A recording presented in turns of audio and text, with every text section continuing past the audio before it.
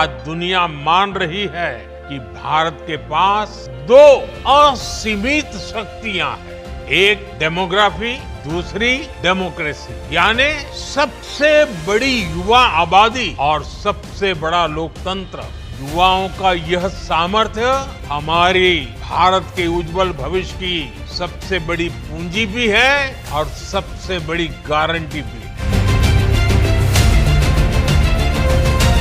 इसी युवा पीढ़ी को भविष्य की औद्योगिक और सेवा की जरूरतों के हिसाब से निखारने के लिए प्रधानमंत्री नरेंद्र मोदी ने जुलाई 2015 में कौशल भारत मिशन की शुरुआत की थी। सफलता के 10 वर्ष पूरे कर रहे इस मिशन के जरिए अब तक 1,63,00,000 युवाओं को प्रशिक्षित किया जा चुका है। इंडिया स्किल रिपोर्ट 2023 के अनुसार देश में रोजगार योग्य प्रशिक्षित छात्रों का प्रतिशत 2014 के 33.9 से बढ़कर 2024 में 51.3% पहुंचा। स्किल इंडिया मिशन का उद्देश्य भारत के युवाओं को उद्योग की जरूरत के हिसाब से कौशल से लैस करके भविष्य के लिए तैयार करना है। इसी मिशन के तहत भारत सरकार देश भर में कौशल विकास केंद्र और संस्थानों के नेटवर्क के माध्यम से स्किल, री-स्किल और अप स्किल ट्रेनिंग उपलब्ध कराती है। प्रधानमंत्री कौशल विकास योजना भारत के शॉर्ट टर्म स्किल डेवलपमेंट से जुड़े इकोसिस्टम का आधार बन गई है। इसका उद्देश्य एक व्यवस्थित, सुनिश्चित गुणवत्ता वाले ट्रेनिंग और सर्टिफिकेशन सिस्टम के जरिए सभी क्षेत्रों के युवाओं को व्यवहारिक रोजगार की जरूरतों के अनुरूप कौशल से लैस करना है। पिछले कुछ वर्षों में PMKVY के तहत उम्मीदवारों को मैन्युफैक्चरिंग,